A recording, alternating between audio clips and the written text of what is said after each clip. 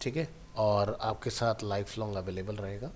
ठीक है, so that कि कई बार क्या होता है ना कि जब भी किसी नई थिंग्स की शुरुआत होती है, सो क्लासरूम में तो चीज़ें थोड़ा सा समझ में आती हैं, बट इमीडिएट प्रैक्टिस ना किया जाए तो आप चीज़ें लेफ्ट आउट कर जाते हो, भूल जाते हो, है ना।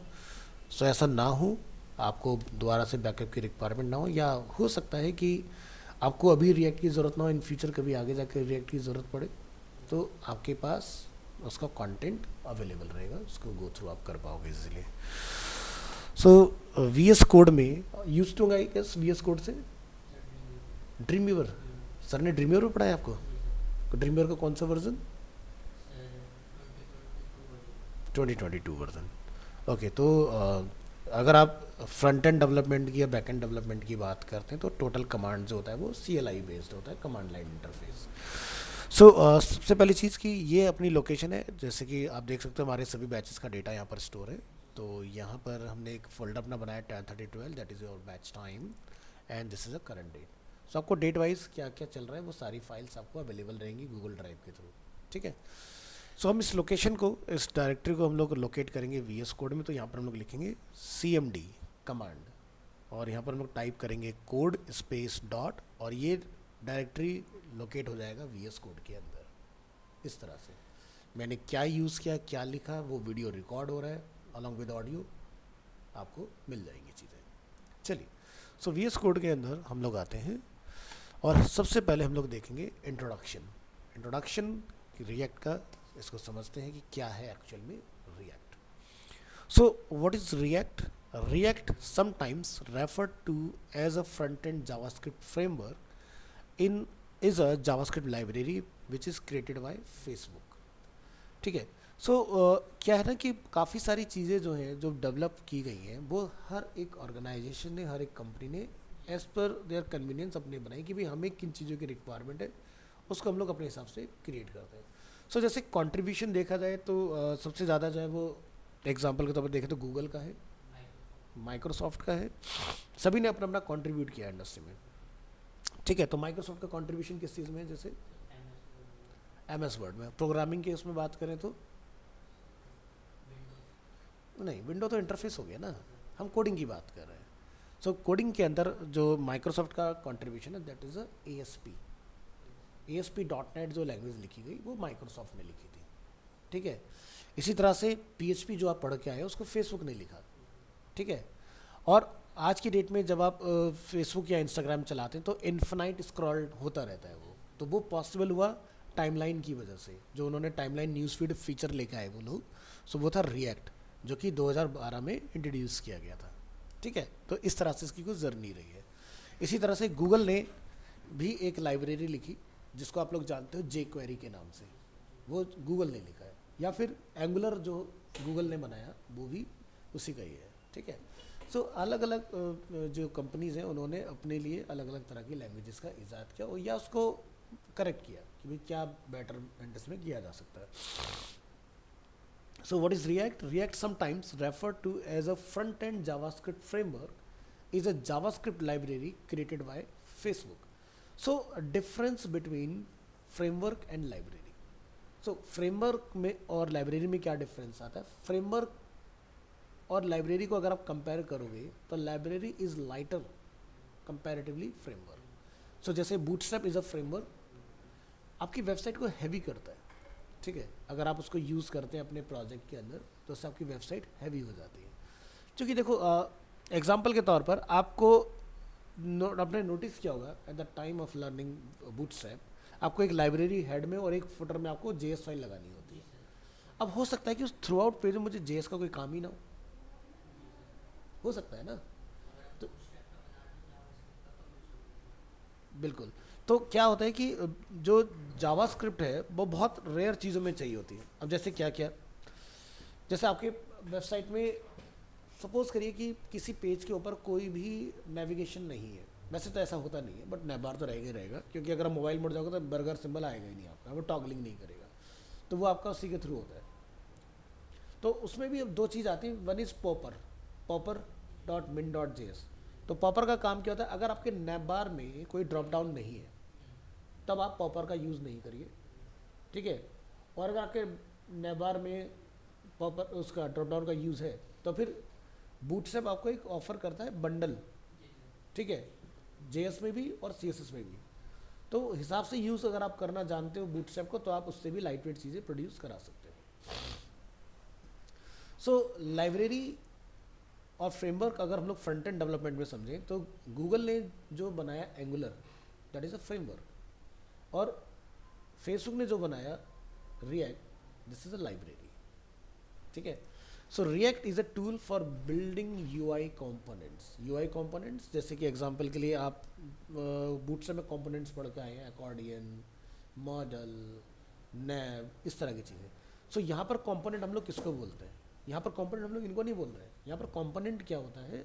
लेट्स से मुझे एक साइन इन साइन अप बनाना है, दैट इज़ अ कंपोनेंट, ठीक है। यानी कि हर एक पेज जो यहाँ पर बनेगा वो एक कंपोनेंट होगा, उसको हम लोग पेज नहीं बोलते हैं यहाँ पर, ठीक है। So how does React work? React creates a virtual DOM in memory. DOM क्या होता है? Document object model. जावास्क्रिप्ट अगर आप पढ़ के आए हो तो आपने DOM को ही मैनिपुलेट करना सीखा है वहाँ पर, कि भाई ऑन लोड ये हो जाए और किसी गेट एलिमेंट बाय आईडी में कुछ ऐसा चेंज हो जाए अगर यूज़र कहीं पर क्लिक कर रहे हैं। So instead of manipulating the browser DOM directly, React creates a virtual DOM in memory, where it does all the necessary manipulating before making the changes in the browser's DOM. So React only change what need to be changed. अब जैसे PHP की अगर आप एक website बनाओगे ना, अगर मान लो मैं एक पेज से दूसरे पेज पर जाने का रिक्वेस्ट करता हूँ, तो क्या होगा कि वो एंटायर पेज को रिलोड करेगा, है ना। बट इन रिएक्ट या इन एंगुलर क्या होता है कि आपने जो रिक्वेस्ट किया बैकएंड में वही रिक्वेस्ट जाएगा और आपको फ्रंट एंड पर मिल जाएगा।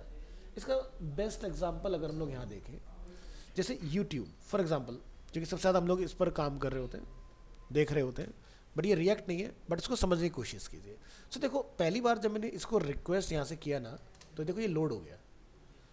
अब आप एक बार लोड होने के बाद इसमें कहीं भी जाइए, चाहो तो आप ऊपर से ऑप्शन चूज़ करिए या लेफ्ट हैंड साइड से ऑप्शन चूज़ कीजिए, इसमें आपको कोई भी लोडिंग नहीं दिखाई देने वाला है।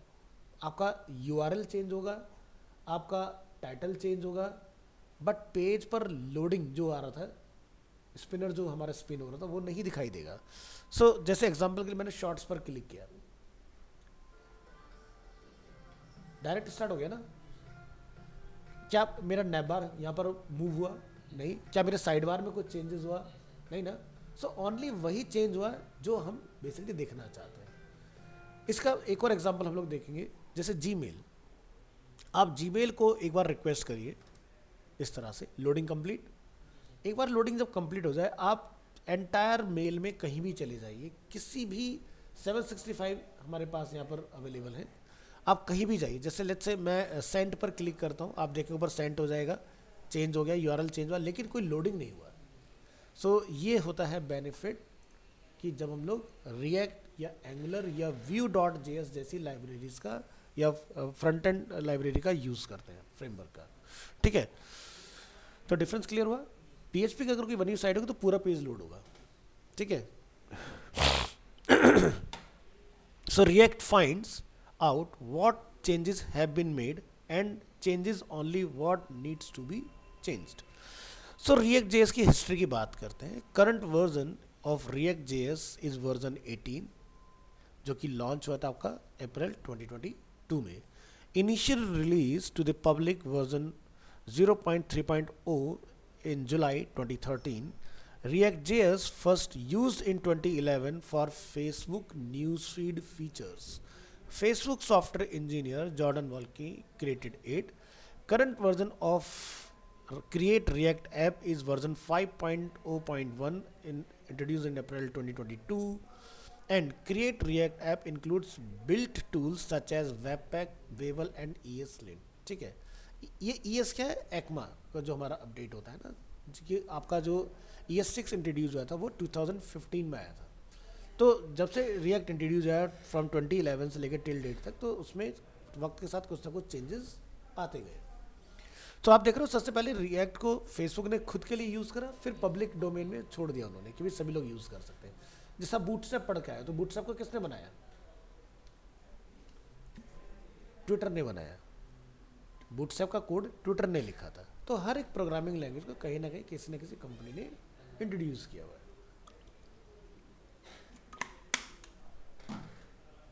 सो इंट्रोडक्शन क्लियर हुआ, तो फाइल आपके पास रहेगा, देखिएगा।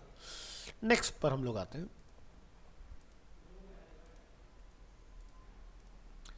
React get started.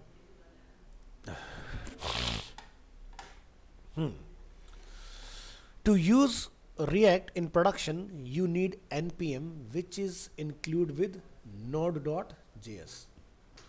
To get an overview of what React is, you can write React code directly in HTML.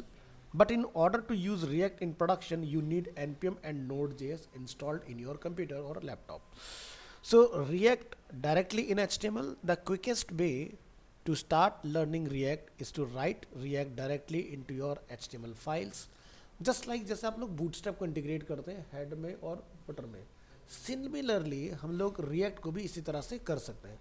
But ये प्रैक्टिस सही नहीं है, ये उनके लिए ठीक है लेट्स से कि आप मेरी टीम में काम कर रहे हैं, राइट, और मैं आपका क्वालिटी चेक करने वाला पर्सन हूँ, मैं आपका एक सीनियर हूँ जो मुझे ये चेक कर रहे हैं भाई आपने कोड जो लिखा है वो सही है कि नहीं है।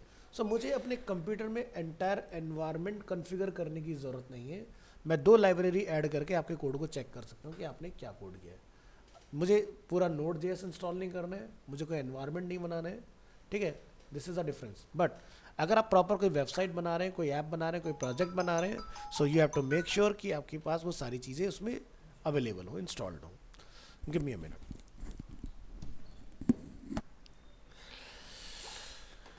So the quickest way to start learning React is to write React directly in your HTML files. Start by including 3 scripts. The first 2 let us write React code in our JavaScript. So the first 2 let us write React code in our JavaScripts, and the third, Babel, allow us to write JSX syntax in ES6 in older browser. So JSX stand for JavaScript XML, ठीक है।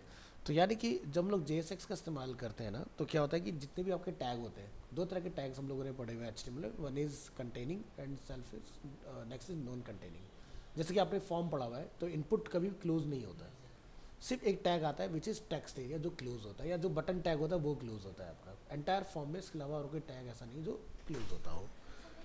कम इन, क्या नाम है, एक second, Iram, okay.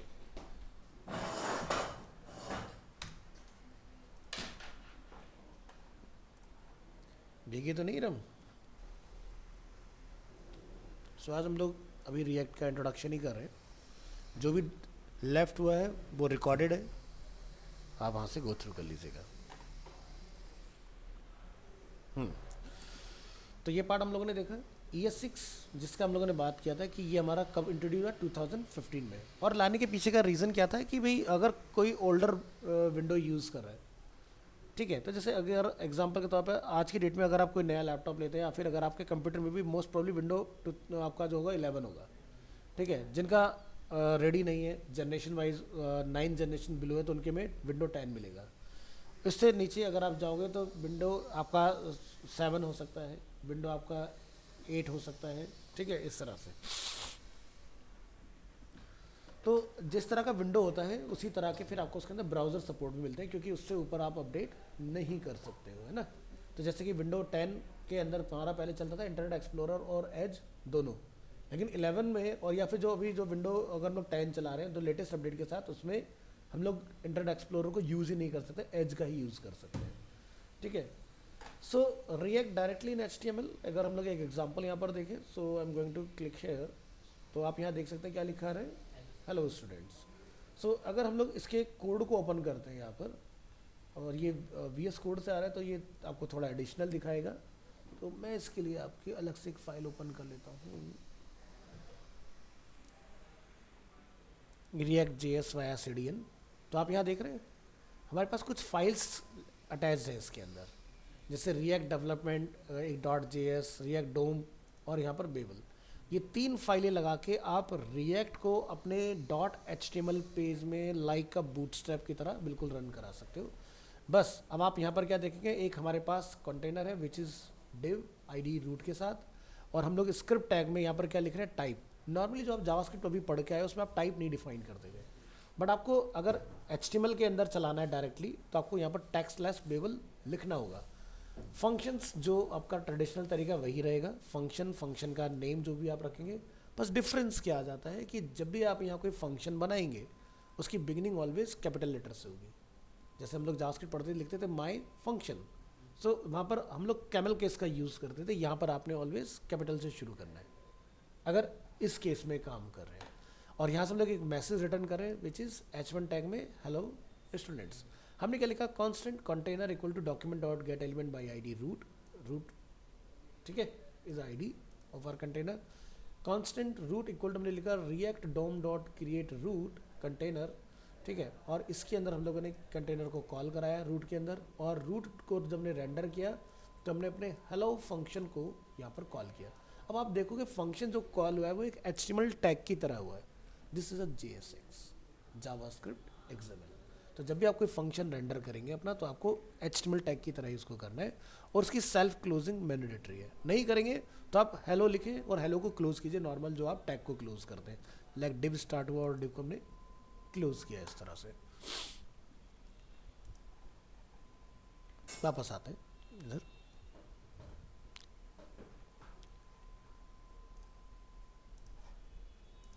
Next setting, sorry हाँ, this way of using React can be okay for only testing purposes, but for production you will need to set up a React environment. So setting up a React environment, if you have npx and node.js installed, you can create a React application by using create React app. So if you have previously installed create React app globally, it is recommended that you install the package to ensure npx always use the latest version of create react app. सो अगर आपके पास पहले से है तो उसको uninstall करें और री इंस्टॉल करें। तो अनस्टॉल करने की कमांड क्या, to uninstall run the command npm install g -g जो हम लोग यूज़ करें, दिस इज अ ग्लोबल, और यहाँ पर हम लोग कमांड यूज़ करेंगे create react app again, run this command to create a react application named like my react app. तो आपका ऐप जो होगा वो क्रिएट हो जाएगा। So first thing what we need, आपको जाना है डाउनलोड नोड JS, आपको इस वेबसाइट पर आना है, और यहाँ पर आने के बाद आपको ये बताना होगा कि मेरा OS क्या है, ठीक है। वैसे तो ये स्मार्ट है, ऑटोमेटिकली आपके प्लेटफॉर्म को देख के डिटेक्ट कर लेगा कि आप विंडो पर हैं या मैकिन्टोश के ऊपर हैं या लिनक्स के ऊपर है। सो यहाँ पर आप देख सकते हैं ड्रॉप डाउन में आपको सभी मिल रहे हैं ऑप्शंस। सो हमारा बाय डिफ़ॉल्ट क्या है, विंडो, ठीक है। तो आप यहाँ पर जाके देख सकते हैं क्या कमांड्स इसकी रहने वाले हैं, बट हम चूज़ करते हैं प्री बिल्ट इंस्टॉलर। तो I want this version for Node.js for window, और आपका ऑपरेटिंग सिस्टम कितने बिट का है, 64 बिट। सो आपने क्या करना है, इसको डाउनलोड कर लेना है, बहुत क्विकली डाउनलोड हो जाता है, 20-25 MB का आपका Node.js होता है ओनली, ठीक है। तो जब ये कंप्लीट हो जाएगा तो यहाँ पर एक लोकेट करने का ऑप्शन आ जाएगा हमारे पास, और तब तक हम लोग चेक कर लेते हैं कि हमारे कंप्यूटर में क्या Node.js ऑलरेडी है या नहीं। अगर है तो हम लोग उसको इंस्टॉल कर लेते हैं अभी के लिए, ताकि हम लोग लेटेस्ट को इंस्टॉल कर पाए। तो यहाँ से click on install, continue, yes.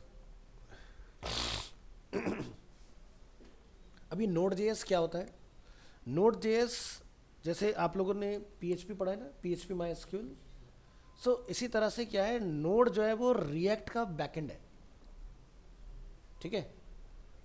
Node is a backend of react.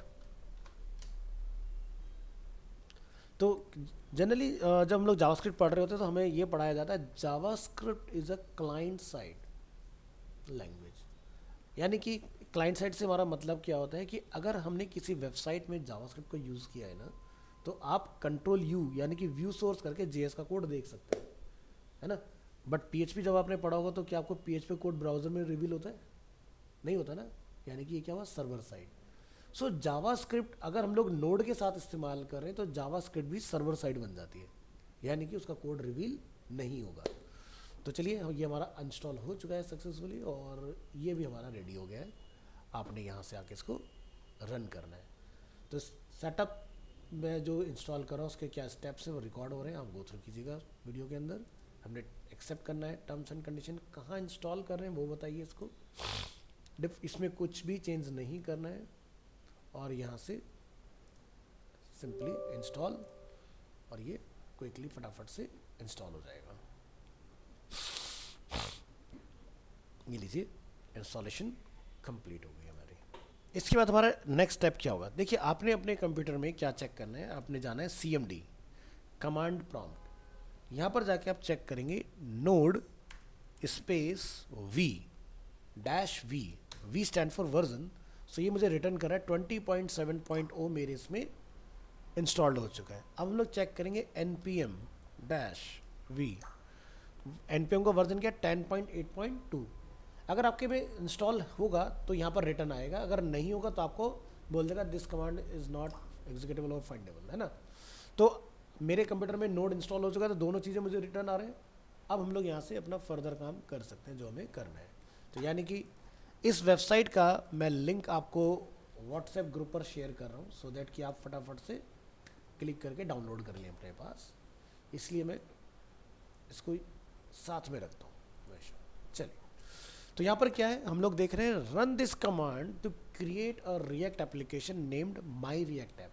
तो ये मैंने पहले बैच में रिकमेंड किया था, तो तुम्हारी चॉइस है तुम्हें क्या नेम रखना है। मेक श्योर करें कि नेम में स्पेस ना हो। ये तो हमें पता है ना, वेब में स्पेस की कोई जगह नहीं है, अगर रखोगे तो %20 का एरर बन जाता है।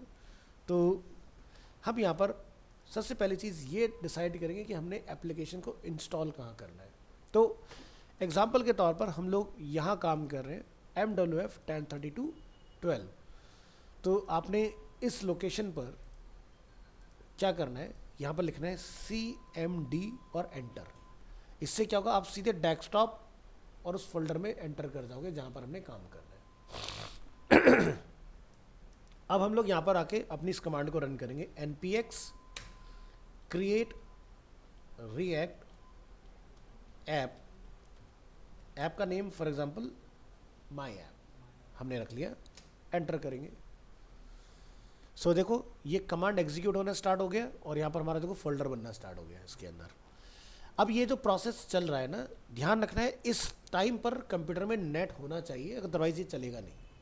ये क्या कर रहा है, डायरेक्टली आपके एप्लीकेशन को इंस्टॉल कर रहा है कंप्यूटर में। क्या क्या बन रहा है, react DOM, react scripts and CRA templates.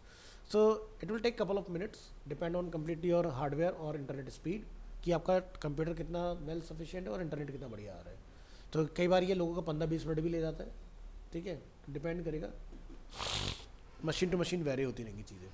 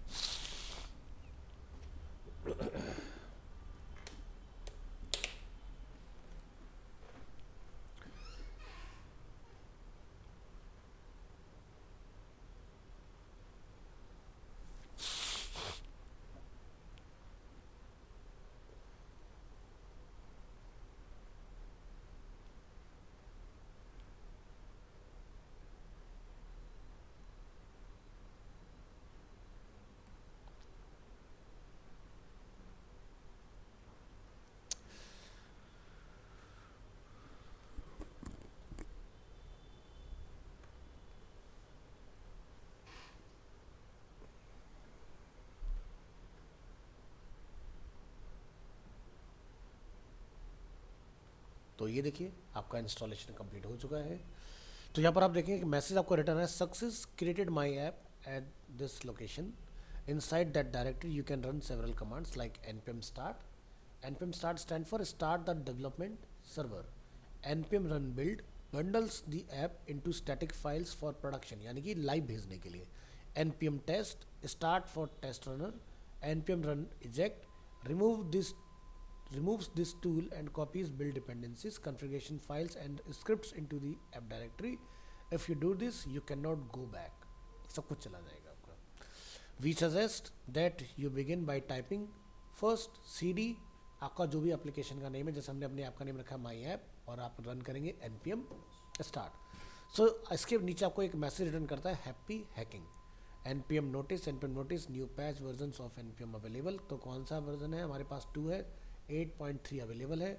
NPM notice change log, GitHub का आपको ये रिपोजिटरी दिखाएगा, npm notice to update, npm install global, npm 10.8.3। ये कह रहा है कि अपडेट कर लीजिए आप अपने इसको।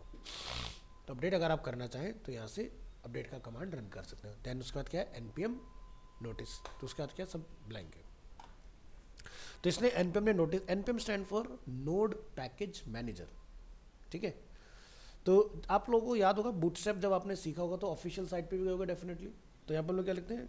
गेट बूटस्ट्रैप, और यहाँ पर आपने पढ़ा होगा एनपीएम, बट आपने कभी यूज़ नहीं किया होगा इसको, है ना। हम सीधे कहाँ जाते हैं? डॉक्स के अंदर हम लोग यहाँ जाते हैं, तो हमें बाय डिफ़ॉल्ट बॉयलर प्लेट मिल जाता है, फिर दूसरा बॉयलर प्लेट हमें इसके साथ मिल जाता है जिसमें हमारी लाइब्रेरी वगैरह अटैच रहती है और हम लोग उसको यूज़ कर लेते हैं, है ना। तो ये चीज़, तो चलिए ये हमें समझ में आ गया यहाँ पर। अब हम लोग क्या करेंगे? यहाँ से इस लोकेशन को लोकेट करेंगे, तो लिखेंगे यहाँ से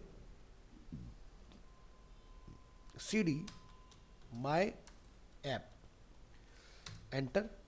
और आपको इस लोकेशन को अगर वीएस कोड में खोलना है तो आप अगेन यहाँ पे लिख देंगे कोड स्पेस डॉट और एंटर। वीएस कोड में ऑटोमेटिकली आपका प्रोजेक्ट आ चुका है ना, इस तरह से।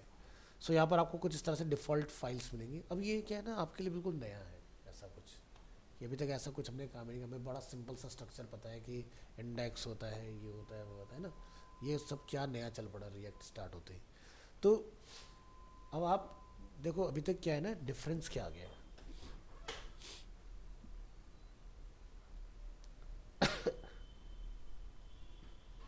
चलिए जब हम लोग डेवलपमेंट की बात करते हैं, डेवलपमेंट में कुछ इंटरफेस ऐसे ही दिखाई देते हैं हमारे, है ना। आप चाहे फ्रंट एंड करें या बैक एंड डेवलपमेंट करें, ये जो भी हम लोग यूज़ करें this is a VS Code, Visual Studio Code, जिसको माइक्रोसॉफ्ट ने डेवलप किया है। तो ये प्रोजेक्ट एक्सेस करने का तरीका है, किस तरह से करेंगे? सी डी लिख कर आप उस पर्टिकुलर फोल्डर में जाते हैं, कोड स्पेस डॉट अगर आप लिखते हैं तो आपके अगर कंप्यूटर में वी एस कोड इंस्टॉल होगा तो ऑटोमेटिकली वो डायरेक्टरी लोकेट हो जाएगी वी एस कोड के अंदर। सो ऑलरेडी मेरे पास एक अपना वी एस कोड ओपन है, तो आप यहाँ देखेंगे तो देखो आज की डेट के बाहर मुझे माई ऐप का एप्लीकेशन दिखाई दे रहा है, यहाँ पर दिखाई दे रहा है ना इधर, इस तरह से। तो चलिए हम लोग अपने फोल्डर में तो पहुँच गए। दूसरा इसके बाद हमने क्या करना है, अपना ऐप चलाकर देखना है कि भाई क्या इंस्टॉल हुआ है। तो हम लोग यहाँ पे क्या लिखेंगे? npm स्टार्ट, एंटर करेंगे। नहीं,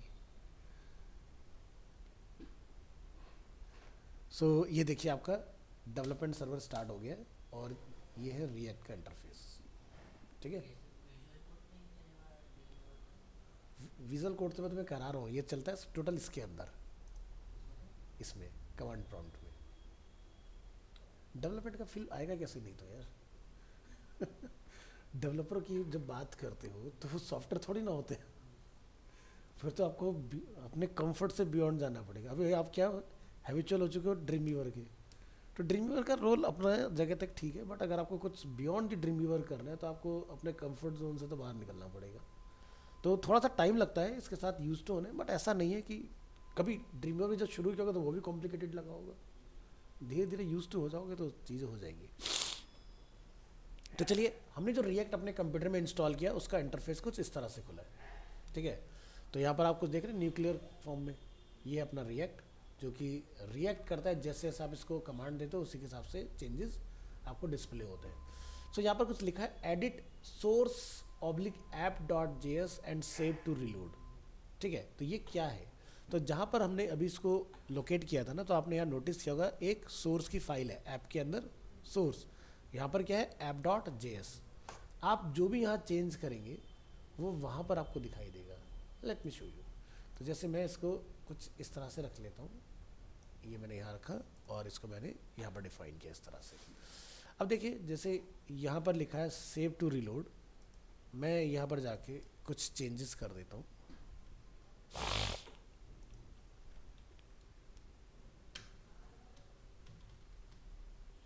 चेंजेस, ठीक है। और आपने क्या करना है? कंट्रोल एस, दिखाई दे रहा है रियल टाइम आ गया यहाँ पर ऑटोमेटिकली। जैसे हमने वहाँ लिखा हैंड टू हैंड चेंजेस आपको इधर डिस्प्ले होते जा रहे हैं, है ना। तो ये नहीं है कि आपने पहले लिखना है फिर F5 करना है फिर वहाँ पे जाकर आपको चेंजेस दिखाई देगा रियल टाइम। यानी कि अगर आपके पास दो स्क्रीन है लाइक जैसे मेरे पास अवेलेबल है, तो एक तरफ अपना आउटपुट खोल करके एक तरफ कोड खोल करके लिखते जाइए, फटाफट बनता जाएगा चीज़ें एंड टू एंड। ऐसे ही होता है काम प्रोफेशनली। चलिए, तो ड्रीम्योर पर क्या क्या पढ़ा आप लोगों ने?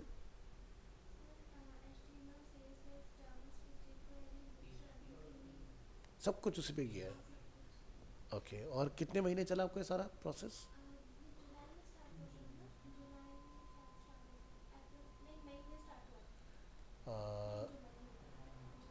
जुलाई में हुआ, जुलाई अगस्त 2 महीने से ख़त्म हो गया। हाँ, 1 साल तो ड्रीम्योर में आप पढ़ते आ रहे हैं सारी चीज़ें। ओके, मुझे लगा बड़ा फास्ट हो गया। क्योंकि मुझे तो 1 मंथ प्लस लगेगा आपका रिएक्ट ख़त्म करने में। अच्छा, तो 1 महीना HTML, 1 महीना CSS, 1 महीना जावास्क्रिप्ट और अच्छा, तो 2 महीने में सर ने हर बार कुछ नया ही पढ़ाया होगा, क्योंकि ये टॉपिक थोड़े बड़े होते हैं। हाँ, फाउंडेशन होता है ना ये चीज़, तो डाउट्स क्लियर करने में भी टाइम लगता है चीज़ों में।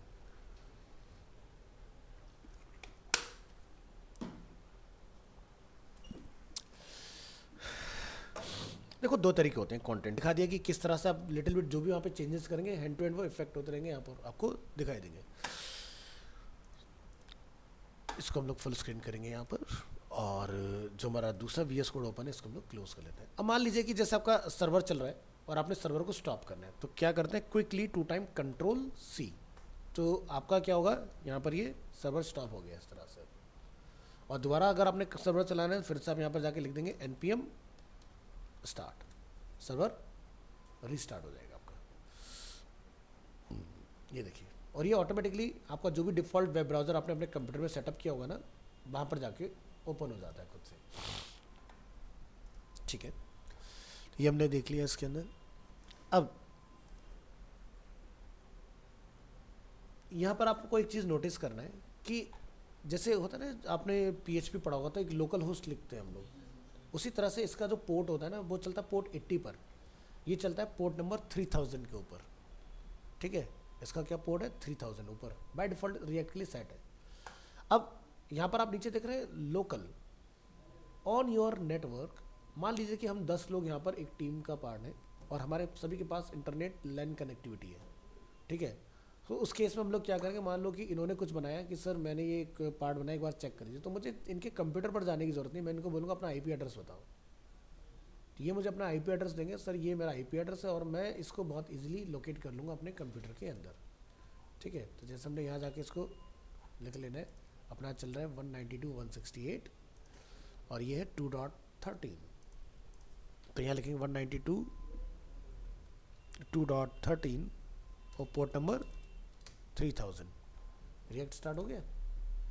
तो मुझे आपके पास तक या आपको मेरे पास तक आने की ज़रूरत नहीं, वहीं से हम लोग काम की प्रोग्रेस चेक कर सकते हैं, आप क्या काम कर रहे हो। ठीक है, तो इस तरह से नेटवर्क में कोई भी चेक कर सकता है। चलिए, तो ये हमने देखा, इसको यहाँ पर आते हैं। तो the create react app will set up everything you need to run a react application. तो हमारी एप्लीकेशन बन चुका है, हमने चला के देखा, मॉडिफिकेशंस करके देखे। So run the react application, now you are ready to run your first real React application. Run this command to move to the React my app directory, जो कि मैंने आपको बताया था CD माई ऐप, मैंने यहाँ पर यूज़ किया था माई रिएक्ट ऐप, तो आप देख लेना। Run this command to run the react application my react app, npm start, a new browser window will pop up with your newly created React app. If not, open your browser and type localhost 3000 in the address bar, जैसे कि हम लोग यहाँ देख रहे हैं।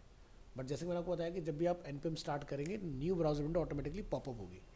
हमने 2 बार चलाया, दोनों बार ऑटोमेटिक ब्राउजर खुला, हमें कुछ करना नहीं पड़ा। ठीक है, बट उसके केस में PHP में आपको करना पड़ता है, जाके चलाना पड़ता है मैनुअली, है ना, ये डिफरेंस है। आगे आते हैं। Modify the React application. So far so good, but how do I change the content? So look in the my React app directory and you will find a source folder. There is a file called app.js open it and it will look like this.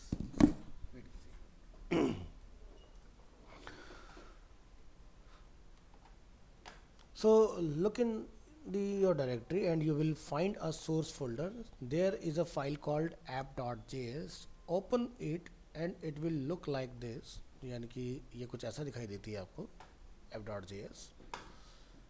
Next, path name, your application name, source app.js. Try changes the HTML content and save the file, जो कि हम लोग already change करके देख चुके हैं. So notice that the changes are visible immediately after you save the file. You do not have to reload the browser. Notice that we have removed the imports.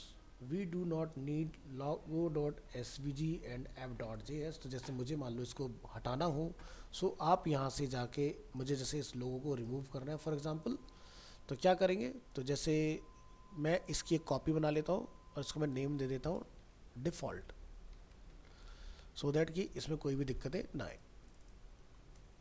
और अब हम लोग अपनी इस फाइल के अंदर से, एक तो मुझे लोगो की रिक्वायरमेंट नहीं है तो मैंने यहाँ से इसको रिमूव कर दिया, और लोगो हमने कहाँ कॉल किया, यहाँ पर हमने इसको भी कमेंट किया. कंट्रोल एस करते हैं और चेक करके देखते हैं क्या ये दोनों चीज़ें यहाँ से रिमूव हुई कि नहीं. हट गया ना इमीडिएटली. ठीक है. So what's next? Now you have a React environment on your computer and you are ready to learn more about React.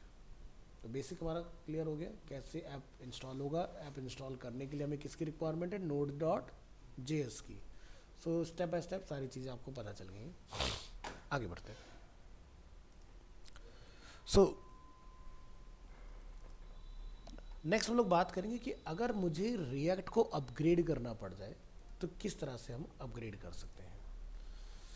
So upgrade React, upgrade to React 18. तो ऑलरेडी हमारे कंप्यूटर में रिएक्ट का latest version installed है, क्योंकि हम लोग 2024 में चला रहे हैं और 2022 के बाद से रिएक्ट का कोई नया अपडेट नहीं है.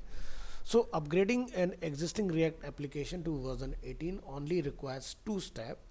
If you are already using the latest version of Create React app which use React version 18, you can skip this section. So आपको skip करने की ज़रूरत है. ये किन के लिए? मान लो कि आप किसी ऑर्गेनाइजेशन में गए काम करने के लिए और वहाँ पर आपको बहुत पुरानी कोई रिएक्ट की वेबसाइट मिल जाती है जिसको आपको ठीक करना है, मेंटेनेंस के लिए आ गई आपके पास. तो स्टेप 1 आपने क्या करना है, install React 18. So to install the latest version from your project folder, run the following from the terminal. क्या लिखेंगे, npm मतलब node package manager, I stand for install react @latest. ये क्या है, फ्लैग है, इसको हम बोलते हैं @लेटेस्ट को फ्लैग लेटेस्ट. देन क्या लिखेंगे, react-dom @लेटेस्ट. यानी कि मुझे रिएक्ट भी लेटेस्ट चाहिए और डोम भी लेटेस्ट चाहिए. डोम क्या है, डॉक्यूमेंट ऑब्जेक्ट मॉडल. तो ये करने से आपका जो रिएक्ट होगा, जो भी एग्जिस्टिंग वर्जन पे होगा वो नए वर्जन पर अपग्रेड हो जाएगा. Next step 2, use the new root API. तो देखो ओल्डर में और नए में क्या डिफरेंस आया है. In order to take advantage of react 18 concurrent features you will need to use the new root API for client rendering. So before that 18 क्या चलता था, import react DOM from react DOM, और ये आपका render करने का तरीका था. 18 के अंदर क्या तरीका है, आपको लिखना पड़ता है रिएक्ट डोम के साथ क्लाइंट, और नीचे आपको यहाँ पर इस तरह से इसको डिफाइन करना है. तो आप देखोगे जो भी हम लोग यहाँ पर app.js में काम कर रहे हैं ना, ये app.js का कंटेंट यहाँ से क्या हो रहा है, एक्सपोर्ट होके कहाँ गया, index.js में. हमने देखोगे यहाँ पर क्या किया है, import app from app file. अब ये ऐप क्या है और ये क्या है, this is a file name, this is a function name. अगर आप app.js में जाके देखें, फंक्शन का नेम क्या है, ऐप, और हमने ऐप को एक्सपोर्ट किया हुआ है. इंडेक्स फाइल में जाके हमने अपने फंक्शन का नेम बताया और अपनी फाइल का नेम बताया, बट हमें फाइल के नेम का टाइप बताने की ज़रूरत नहीं होती कि .js है या क्या है, और हमने ऐप को यहाँ पर रेंडर किया हुआ. सॉरी.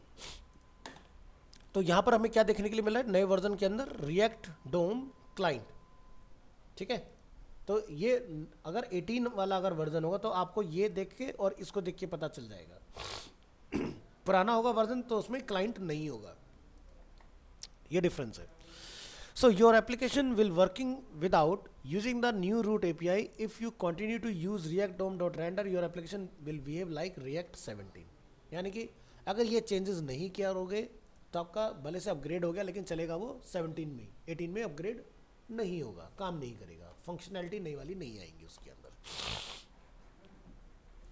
नेक्स्ट बात करते हैं रिएक्ट रेंडर HTML। तो कैसे रेंडर करता है उसको जरा समझते हैं।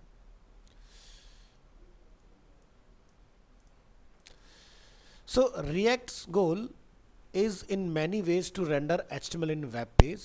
React render HTML to the web page by using a function called create root and its method render। यानी कि जब हम लोग यहाँ पर इस फाइल में होते हैं index.js के अंदर, तो क्या दिखाई दे रहा है, react dom create root और रेंडर मिल रहा है ना। मैं इसी से बेसिकली आपका पूरा HTML जो होता है वो रेंडर होता है। तो इधर देखेंगे द क्रिएट रूट फंक्शन का काम क्या है, जो आप यहाँ देख रहे हैं create root. The create root functions takes one argument an HTML element. यानी कि क्रिएट रूट में आपने यहाँ पर नोटिस किया होगा, हमने क्या लिखा, document dot get element by ID और ID का नेम क्या है, रूट। तो यानी कि सबसे पहली चीज़ कि जब आप कोई भी एक क्लाइंट साइड लैंग्वेज पढ़ के आते हो तो हम जब तक PHP शुरू नहीं करते सब कुछ .html होता है ना। जिस दिन PHP स्टार्ट होता है फाइल का नेम हम लोग नया सीखते हैं .php। बट ऐसा नहीं कि उसके अलावा हमने कोई और फाइल टाइप नहीं पढ़ा हुआ, जैसे .css पढ़ा हुआ है, आपने .js पढ़ा हुआ है, ठीक है, बट वो इम्पोर्ट में यूज़ होते हैं। तो रिएक्ट के अंदर क्या है कि पूरे प्रोजेक्ट में एक ही पेज होता है विच इज़ index.html। इसमें ऐसा नहीं कि जितने भी आप पेजेस बनाएंगे वो सभी पेजेस आपके HTML होंगे, ठीक है। तो एग्जांपल अभी आपको दिखाने वाले हैं, ज़रा ध्यान से देखिएगा। हमारे पास जो हमने एप्लीकेशन डिज़ाइन किया था माई ऐप, उसके अंदर कुछ फोल्डर्स हमें रिसीव हुए थे। नोड मॉड्यूल्स आपके नोड के प्री डिफाइंड मॉड्यूल्स होते हैं, ठीक है, बहुत सारे पहले से अवेलेबल है, बहुत सारे में इंस्टॉल भी करने पड़ते हैं, लेटर ऑन आप समझेंगे इस चीज़ को। पब्लिक फोल्डर यानी कि यहाँ पर आप देखेंगे आपको दिखाई देगी एक index.html फाइल। इस index.html फाइल में ही आपका जो रिएक्ट का ऐप होता है वो रेंडर होता है। कहाँ, इस जगह पर दिखाई दे रहा है रूट। यानी कि मैंने index.js में एक चीज़ का जिक्र किया था which is document dot get element by ID is root. तो वो रूट कहाँ है मेंशन, वो यहाँ है। तो यानी कि आप किसी भी फाइल में काम करो, डेटा आएगा index.js और index.js उसको भेज देगा index.html के अंदर। तो क्या हुआ, इस इंडेक्स पेज में अगर हम लोग यहाँ देख रहे हैं तो क्या कोई और टैग दिखाई दे रहा है आपको, बिल्कुल बेसिक बॉयलर प्लेट ही है ना। सिर्फ हमारे पास एक ही टैग है which is div। This is a DOM document object model. यानी कि जो भी आ रहा है रिएक्ट से वो वर्चुअली आ रहा है, हमने पेज पर तो कुछ नहीं बनाया ना। अब भाई आप जब स्टैटिक वेबसाइट बनाते हो, लेट्स से मैं कहता हूँ एग्जांपल के तौर पर आपसे कि भाई आपने एक ई-कॉमर्स वेबसाइट बनानी, जैसे भी रिसेंटली आपको एक टास्क मिला था क्रिएटिव माइंड के अंदर, एक था इंडोर प्लांट के ऊपर और दूसरा क्या था आपके पास, ओके, OTT प्लेटफॉर्म के ऊपर। तो बनाया आप लोगों ने, सबमिट किया क्रिएटिव माइंड के लिए, वेरी गुड। तो उसमें अब मान लो कि आपने OTT प्लेटफॉर्म के लिए मूवीज़ लगाई होंगी स्क्रॉलर में, तो क्या करा होगा, आपने सारी मैनुअली लगाई होंगी 1 by 1 साइड बाय साइड, ऐसे ही किया ना। अगर आपने 10 लगाए होंगे स्क्रॉल के अंदर तो 10 आपने रखे होंगे। तो ये क्या हुआ, आपने डोम पर चीज़ों को बनाया है मैनुअली, ठीक है। बट अगर हम लोग रिएक्ट की बात करेंगे ना, तो रिएक्ट की JS में ये बनेगा और HTML में वर्चुअली आ जाएगा। इसको ऐसा समझो, आसान बनाते, थोड़ा कॉम्प्लिकेटेड लग रहा होगा। आप लोगों ने PHP पढ़ा है, PHP के अंदर मुझे अगर बैकएंड से कोई डेटा लेके आना होता है कि मान लो 10 बच्चों ने फॉर्म फिल किया, तो क्या आप 10 बच्चों का डेटा फ्रंट एंड पे लिखते हो, नहीं लिखते ना, वो लूप कर देते हो ना डेटा। तो क्या हुआ, वर्चुअल हुआ। समझ आया या अभी भी कन्फ्यूजन है? एक और आसान बनाते हैं, चलो फ्लिपकार्ट पर आते हैं। अब आप लोग जो है वो एक स्टैटिक वेबसाइट डिज़ाइनर है, तो स्टैटिक और डायनामिक में क्या डिफरेंस होता है भाई? मैं कहता हूँ कि भाई टी शर्ट्स के अंदर 40,000 टी शर्टें ऐड कर दो, ठीक है। तो यहाँ पर आप देख रहे हो 41,801 टी शर्ट्स अवेलेबल है। अब आप हर एक टी शर्ट की फ़ोटो लोगे, टाइटल लोगे, साइज़ लोगे, कलर्स लोगे, तुम्हारी तो ज़िंदगी ख़राब है 41-60 टी शर्टें लगाने में। कब तक लगाओगे? हो सकता है तब तक फिर कोई नया डिज़ाइन आ जाए, तो ये तो काम ख़त्म नहीं होने वाला। तो ये काम जल्दी कैसे ख़त्म होगा? या मैं कहता हूँ कि चलो ठीक है, किसी ने काम कर दिया, आपको यहाँ पर ये चीज़ें लगानी है। अगर आप ठहरे एक स्टैटिक डिज़ाइनर तो आप लगाते रहोगे बैठ के यहाँ पर। और टोटल नंबर ऑफ पेज देखा जाए तो कितने, 1046 पेज है। क्या तुम्हारे लिए काम आसान होगा? नहीं होगा ना। तो ऐसे केस में आता है फ्रंट एंड डेवलपर, जो अभी आप सीख रहे हो। वो क्या कहता है, बैकएंड में डेटा डालो, मैं फ्रंट एंड पर ऑटोमेटिकली हैंडल कर लूँगा उस चीज़ को। तो यानी कि अगर मैं एक फ्रंट एंड डेवलपर हूँ तो मैं बनाऊँगा सिर्फ एक टी शर्ट का डिज़ाइन, यानी कि एक ही कार्ड डिज़ाइन होगा। बैकएंड से डेटा आएगा, जैसी लेंथ मैच करेगा ऑटोमेटिकली 40,000 टी शर्टें बनके तैयार हो जाएंगी। समझे? अब आपने स्टैटिक का काम किया, ओटीटी में काम किया, इंडोर प्लांट पे आपने काम किया, तो अगर आपको 20 प्लांट दिखाने होंगे तो आपको 20 प्लांट लगाने पड़े होंगे। ऐसे ही करना पड़ा होगा ना। अब जैसे एग्जांपल के तौर पर अगर मुझे ऐसा कोई वेबसाइट बनाना हो, अगर मैं उस कंपटीशन का पार्ट हूँ, तो मैं ये काम नहीं करूँगा। मेरी जावास्क्रिप्ट अगर अच्छी है तो मैं ये काम डायनामिकली कर दूंगा जावास्क्रिप्ट में ही खाली। ठीक है, मुझे किसी बैकएंड की ज़रूरत नहीं, कुछ नहीं। ये डिफरेंस आ जाता है। तो जैसे एग्जांपल के तौर पर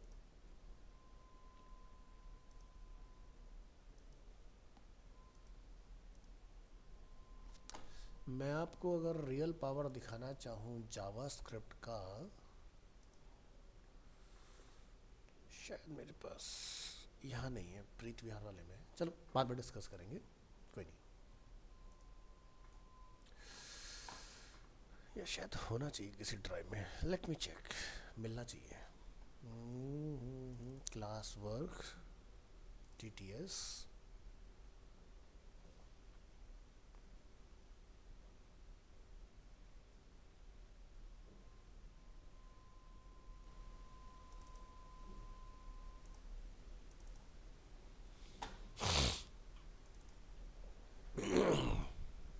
यस वी हैव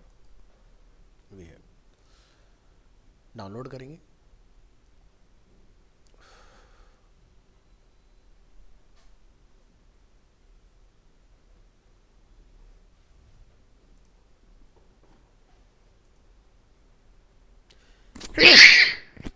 सॉरी,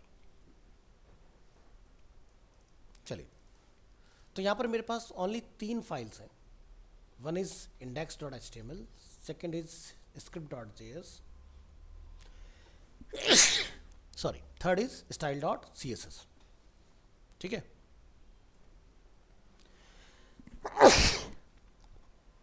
तो इंडेक्स फाइल को अपन स्टार्ट करेंगे यहाँ पर। तो अभी आप क्या देखते हो, हमारे प्रोडक्ट्स आ गए यहाँ पर, है ना। ठीक है, प्रेस करते हैं Ctrl+U। क्या मेरे पेज में कोई कोड दिखाई दे रहा है तुम्हें? क्या कोई प्रोडक्ट से रिलेटेड कोई कोडिंग दिखाई दे रही है आपको? ज़रा ध्यान से देखो, नहीं है ना। लेकिन फ्रंट एंड पर प्रोडक्ट आ रहे हैं, है ना। This is the real power of JavaScript. यानी कि मैं जो प्रोडक्ट लेकर आया, मैंने उन प्रोडक्ट को कहाँ डाला, इस डिव के अंदर। आईडी क्या है, प्रोडक्ट लिस्ट। मैंने एक भी प्रोडक्ट नहीं बनाया और मेरे सारे प्रोडक्ट यहाँ पर दिखाई दे रहे हैं। अब आगे की अगर हम लोग कुछ चीज़ें देखें कि भाई लेट्स से मुझे यहाँ पर जैकेट ढूंढनी है, तो जितनी जैकेट थी सारी सर्च हो रही है, लाइक अ फ्लिपकार्ट या अमेजोन काम कर रहे हैं सब, वेरी गुड। मुझे कोई जैकेट पसंद आती है, मैंने बोला ऐड टू कार्ट। मुझे इसकी क्वांटिटी एक से ज़्यादा चाहिए, या मुझे और भी प्रोडक्ट लेने हैं इसके अंदर, ठीक है, या मुझे कोई प्रोडक्ट रिमूव करना है, तो मेरा कार्ट का टोटल भी हो रहा है ना, वेरी गुड। चेकआउट पर क्लिक करते हैं तो देखो नीचे कोई फॉर्म नहीं है यहाँ पर। I am going to click on checkout. So क्या दिखाई देता है, एक फॉर्म आ गया। यहाँ पर मैंने अपना नेम बताया, लाइक अभिषेक त्यागी, मेरी ईमेल आईडी और मेरा एड्रेस, लाइक दिल्ली 110049। तो जब आप ऑर्डर प्लेस कर देते हो तो क्या होता है, कार्ड का आइटम फ्लश हो जाता है ना। चलिए let's try submit order. Your order is place successfully और cart value is 0।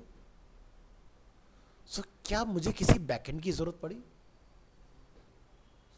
Website feel कैसे दे रहा है? एकदम जो लाइव होता है, और एक ही पेज में मेरा सारा काम भी हो रहा है। नहीं नहीं, HTML CSS जावास्क्रिप्ट 3 फाइल दिखाई तो आपको, मैंने कुछ छुपाया थोड़ी ना आपसे, है ना। तो यहाँ पर आप देखोगे स्टाइल डॉट CSS, ये मेरी पूरी CSS यहाँ लिखी हुई है, और ये मेरी स्क्रिप्ट डॉट JS है। तो आप देखोगे मैंने इसमें जावास्क्रिप्ट कोडिंग कर रखी है, और मेरी इतने से काम से मेरा सारा काम हो गया, है ना। सो ये होता है वेबसाइट डिजाइनिंग। चलिए इसको बंद करते हैं।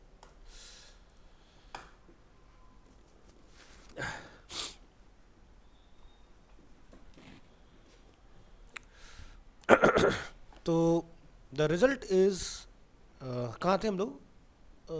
क्रिएट रूट की हम लोग बात कर रहे थे, और हाँ नहीं, हम लोग थे शायद यहाँ पर। तो create root function, the create root functions takes one argument an HTML element. The purpose of the function is to define the HTML element where a react component should be displayed. तो जो भी आपने react में component बनाया अपना app.js या index.js, तो वो कहाँ जाके खुलता है? क्रिएट रूट के अंदर, ठीक है। और वहाँ पर हम लोग बताते हैं document gate element by ID, जो हमारा index.html के अंदर हमारा कंटेनर है, विच इज div एलिमेंट, जिसका आईडी हमने क्या साइन किया? Root. The render method, this is then called the define the React component that should be rendered, but render where? तो हम बता रहे हैं there is another folder in the root directory of your React project, name is public. In this folder there is an index.html file. You will notice a single div in the body of this file. There is where our React application will be rendered. So example, display a paragraph inside a element with the ID of root. So constant लिखेंगे container equal to document dot get element by id root. root में लिखेंगे react dom dot create root container, और उसके अंदर हम लोग जाके अपना इस तरह से एलिमेंट जो है वो रेंडर करा सकते हैं easily. The result is displayed in the div id root hello world like this. तो फॉर एग्जाम्पल अगर हम लोग यहाँ देखिए, ये जो मैटर हमें यहाँ दिखाई दे रहा है, तो देखो रिएक्ट का जो भी आपने कोड किया होगा ना, वो दिखता नहीं है, क्योंकि एक ही HTML फाइल है ना, हमने डिस्कस किया था। तो कंट्रोल U प्रेस करो, देखो वही फाइल आ रही है ना, index.html, जिसके अंदर ID रूट अवेलेबल है, खाली है। तो डेटा कैसे आ रहा है, कैसे आएगा, पता करते हैं। चलो, सो हम यहाँ पर करते हैं right click and click on inspect. जैसे ही आपने इंस्पेक्ट पर क्लिक किया, आपको ID रूट के अंदर क्या दिखाया था? div क्लास ऐप, और उसके अंदर हेडर, उसके अंदर पैराग्राफ, ये सारी चीज़ें आपको दिखाई दे रही हैं।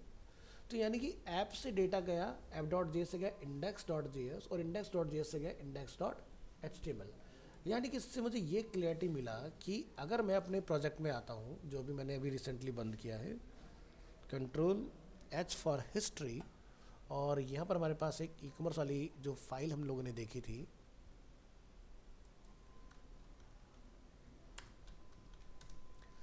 तो यहाँ पर आपने जब कंट्रोल U प्रेस किया तो कोई डेटा नहीं था। तो डेटा किसके पास है? प्रोडक्ट लिस्ट के पास है। कैसे पता चलेगा? Right click here, click on inspect, और अभी हम लोग यहाँ से मेन में प्रोडक्ट लिस्ट जब खोलते हैं तो सारे प्रोडक्ट आ रहे हैं इसके अंदर, दिखाई दे रहा है। सो मैंने बिना रिएक्ट के एक ऐसी एप्लीकेशन बना डाली, एक सिंगल पेज की वेबसाइट बना दी जो पूरी ई-कॉमर्स है। अब ये ऐसा क्यों पा रहा है? क्योंकि मैं रिएक्ट की नॉलेज रखता हूँ, ठीक है। आप लोगों ने ना तो अभी तक ऐसा कुछ ट्राई किया होगा, नहीं ऐसा अभी तक कुछ देखा होगा, ऐसे है ना। तो सेम वे में रिजल्ट आ रहा है जैसे हम लोगों ने वहां पर ट्राई किया अभी रिएक्ट के अंदर।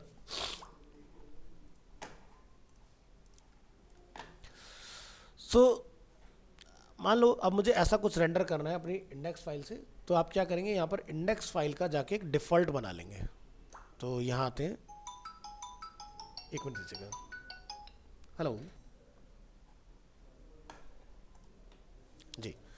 सो यहाँ पर हमारे पास है index.js, तो हम अपनी इस index.js की भी एक कॉपी बना लेते हैं, और इसको हम लोग नेम दे देते हैं डिफ़ॉल्ट। लाइक इन फ्यूचर कभी आपको कुछ चेंजेस करना हो तो आप कर पाए। तो जैसे कि मुझे अपनी इस इंडेक्स फाइल से डायरेक्ट कुछ रेंडर करना है आउटपुट में, ठीक है। सो मुझे जैसे रिएक्ट की रिक्वायरमेंट है, क्लाइंट की रिक्वायरमेंट है, मुझे यहाँ पर किसी CSS की रिक्वायरमेंट नहीं है, ऐप की रिक्वायरमेंट नहीं है, इसकी भी रिक्वायरमेंट नहीं है और इस कोड की भी रिक्वायरमेंट नहीं है। मुझे सीधे सीधे अपना ये कोड चला के देखना है क्या ये मेरा कोड काम करता है या नहीं। सो हम यहाँ जाते हैं, इस कोड को अपना एंटर करते हैं और इसको रन करके देखते हैं। ठीक है, तो हम क्या करेंगे, अपनी इंडेक्स फाइल को यहाँ से प्रेस करें, Ctrl+S, हमने यहाँ से किया, इसको हम लोग क्लोज करते हैं, इसको भी क्लोज करते हैं और वेब ब्राउज़र में जाके देखते हैं क्या यहाँ पर हेलो वर्ल्ड रेंडर हो रहा है ना। सो देखो ज़रूरी नहीं है कि हम अलग अलग फाइल्स पर काम करें, मैं डायरेक्टली index.js में भी कर सकता हूँ। व्हाट अबाउट बेस्ट प्रैक्टिस, सही तरीका क्या है? तो देखो इंडेक्स है जिसके अंदर सारी चीज़ें लाके इंपोर्ट होंगी, कोशिश हमने अलग अलग कंपोनेंट्स बनाने का ही करना है। जैसे app.js हमने देखा, app.js आपके लिए एक फाइल है, बट इन रिएक्ट के टर्म्स में अगर हम लोग उसको समझे, that is a component app.js, यानी कि एप्लीकेशन बनेगी ऐप के अंदर। ऐप में जो भी चीज़ आप यूज़ करें, like nav bar, like header, like hero section, like footer, तो वो ऐप में इंपोर्ट होगा और ऐप index.js में आएगा और index.js index.html में जाएगा। इस तरह से चीज़ें चलती हैं।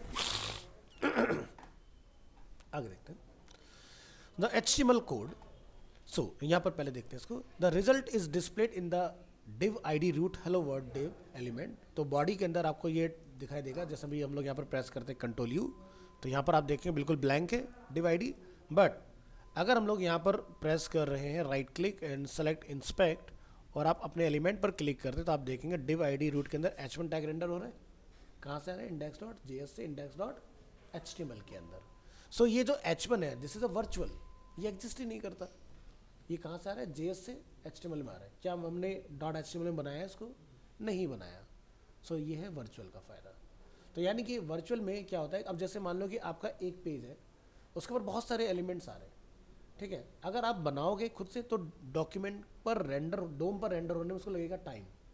बट आपने कभी नोटिस किया कि जब आपका नेट चाहे जैसा भी हो, आप लिखते हो यहाँ पर फ्लिपकार्ट, चलो मैं यहाँ नहीं लिखता क्योंकि हो सकता है आपको लगे कि भाई ये तो हमारी कुकीज़ सेशंस वगैरह बने हुए हैं। हम एक काम करते हैं, यहाँ आते हैं, लिखते हैं flipkart.com। क्या दिखता है? ऐसा लगता है जैसे पहले से खुला हुआ था, एकदम आया ना, इधर एंटर फटाक, पूरा पेज सामने, ऐसे हुआ ना। तो ये कैसे हुआ मैजिक? तुम्हारी वेबसाइट तो नहीं करती ऐसे, नहीं चलती ना एकदम से इतनी बढ़िया, जबकि तुम तो ऑफलाइन चलाते हो, नेट पर भी नहीं है, और ये तो ऑनलाइन चल रही है, प्रोडक्ट्स भी आ रहे हैं, क्राउजल भी आ रहा है, सब कुछ एकदम एक झटके में। सो चलो ट्राई करके देखेंगे क्या है इसके पीछे का मैजिक। सो मैजिक सिर्फ इतना है कि अगर मैं यहाँ पर जाके इसको एनालाइज करता हूँ तो मुझे पता चलता है ये रिएक्ट से चल रही है वेबसाइट। टेक्नोलॉजी पता चली, फ्लिपकार्ट की टेक्नोलॉजी क्या है? रिएक्ट। ये इतनी ज़्यादा रिएक्टिव एप्लीकेशन, जैसे ही आप इसको बोलते तुरंत कर देती है। डिफरेंस समझ आया? रिएक्ट, हाँ, तभी तो गोली की स्पीड से डेटा आया। टाइम लगा कुछ आने में? कुछ लोडिंग दिखाई दिया तुम्हें ऊपर? नहीं दिखाई दिया ना, ऐसा लगा जैसे खुला पड़ा था। मैंने इसलिए इनकॉग्निटो में चलाया। इनकॉग्निटो क्या होता है कि कोई भी आपकी हिस्ट्री सेव नहीं करता कि भाई चलो लोकल में आपका सेव हो गया तो इसलिए नेक्स्ट टाइम आपने चलाया तो एकदम चल गया, बट ऐसा नहीं था। मैंने पहले उसको इनकॉग्निटो में चला के दिखाया, तो और आपने मैजिक देख लिया कि रिएक्ट की वेबसाइट क्या बेनिफिट देती है आपको। यानी कि अभी तक जो आपने पढ़ा जरूरी है रिएक्ट के लिए जानना, बट अगर रिएक्ट में कोई वेबसाइट बनाओगे तो ये मैजिक होता है, इंस्टेंट, आपका नेट स्लो हो जैसा भी हो, फटाफट यूज़र के पास रेंडर हो जाएंगी चीज़ें जाके। एक यूज़र को क्या चाहिए कि भाई मैंने लिखा नेटफ्लिक्स, फटाक से खुलना चाहिए, मुझे मूवी देखना है ना, तो नेटफ्लिक्स भी उसी पे बना हुआ है, समझे ना। नेटफ्लिक्स भी रिएक्ट के ऊपर ही डिज़ाइन है। इंस्टाग्राम नेट स्लो हो जाता है लेकिन फिर भी चलता रहता है, रिएक्ट नेटिव, या कंप्यूटर में चला रहे हो तो रिएक्ट। फेसबुक रिएक्ट पर बना, क्योंकि बनाया ही फेसबुक ने रिएक्ट को। आप स्क्रॉल करते जाते हो, दिन से रात हो जाती है, ख़त्म भी नहीं होता, डेटा चलता जा रहा है, आता जा रहा है डेटा उसके अंदर, आपके इंटरेस्ट के बेसिस पर कि आपने किस चीज़ में इंटरेस्ट शो किया वही डेटा आएगा। आप एल्गोरिथम को कंफ्यूज कर दो, कहोगे कैसे? किसी भी चीज़ पर टिको मत, स्क्रॉल करते जाओ तो देखना डेटा अलग अलग तरह का आएगा। एक डेटा देख लो, एक पूरी रील देख लो 30 सेकंड की, लाइक UI UX, अब सारी यूआईएक्स दिखाई देंगी। एक फर्नीचर देख लो फोल्डिंग वाला जो आजकल मॉड्यूलर चल रहे हैं, सारे फर्नीचर की लाइन लग जाएगी तुम्हारे सामने। ऐसे ही होता है ना तुम्हारे साथ, है ना। तो ये पॉसिबल कैसे, इसके अंदर एआई डाला हुआ है कि भाई यूज़र देखो किसको टाइम दे रहा है, जिस तरह के डेटा को टाइम दिया उसी तरह का डेटा लाइनअप कर दो उसके लिए, और वो तुम्हारे घंटों ले जाता है। और फिर उन्हें क्या फ़ायदा हुआ, अब मैं इसमें ऐड भी तो डालूंगा ना बीच में। अगर तुम नेक्स्ट पोस्ट पर जाओगे तो पहले एक ऐड आएगा, फिर उसके बाद में कुछ डेटा आएगा। तो वो लोग कैसे अर्निंग कर रहे हैं, इस तरह से। और आपका ब्रेन इस चीज़ में स्टक हो रखा है कि भाई नेक्स्ट कंटेंट देखते हैं और क्या आता है, कौन सा बढ़िया फर्नीचर आता है या कौन सा बढ़िया रील आता है। और आप जाते तो एक नोटिफिकेशन से, आते हो कम से कम 1 घंटा 2 घंटा आधा घंटा ख़त्म करने के बाद वहाँ से। ऐसे होता है ना। चलिए आज के लिए इतना रखते हैं, मेरे ख्याल से बहुत ज़्यादा है आज के लिए। बट वीडियो को मेरी घर जाके ध्यान से सुनिएगा, लिंक आपको मैं ग्रुप में शेयर कर दूंगा।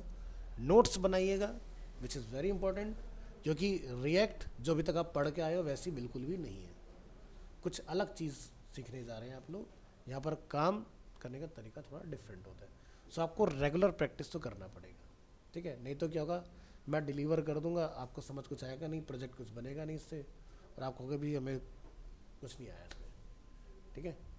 तो जैसे होता है ना, आपने जब HTML शुरू किया होगा ग्राफिक डिज़ाइनिंग से निकल के, तो आपको HTML टफ लगा होगा, लेकिन HTML उस दिन सबसे आसान था जिस दिन CSS शुरू हुई थी, कि नहीं यार HTML तो बड़ा ईजी है ना। और CSS और HTML दोनों सबसे आसान लगते हैं जिस दिन जावास्क्रिप्ट की जर्नी शुरू होती है, क्योंकि जावास्क्रिप्ट में कुछ तो ऐसा होता है नहीं जिसमें हम अपना दिमाग लगा पाए। वहाँ तो बस वही है कि लॉजिकल है तो चीज़ें होंगी, अदरवाइज नहीं होंगी। ऐसे ही होता है ना। सो हम लोग क्या डिसाइड करते हैं कि यार डेवलपमेंट भी आप लोगों को डेफिनेटली टफ लगा होगा, PHP भी आसान नहीं होगा आप लोगों के लिए। तो आप लोगों ने वहाँ तक ये दिमाग में तो बैठा लिया होगा कि वेब डिज़ाइनर बनेंगे, HTML CSS से जावास्क्रिप्ट से अपना जॉब का अपना करियर स्टार्ट करेंगे, है ना। ऐसे ही होगा ना प्लान, सबका यही होता है। बट ध्यान रखना कि अगर आप कुछ बियॉन्ड जाओगे तभी कुछ कामयाबी मिलेगी बढ़िया से। कंफर्ट में मत ढूंढिएगा चीज़ों को कि भाई वेबसाइट डिज़ाइनिंग करेंगे। जो मैं आपको बता रहा हूँ, आप सभी लोग अभी अग्री कर रहे हो, ये सभी बच्चे करते हैं। यानी कि वेब डिज़ाइनर तो हर बच्चा बनेगा जिसने GWDD का कोर्स लिया होगा। डेवलपर कम बनेंगे, फ्रंट एंड डेवलपर कम बनेंगे। जहाँ लोग कम होंगे वहाँ तुम्हारी वैल्यू भी अच्छी होगी, जहाँ लोग ज़्यादा होंगे तो कहते हैं ना गधे घोड़े सब एक जैसे। बाकी आप लोग समझदार हो।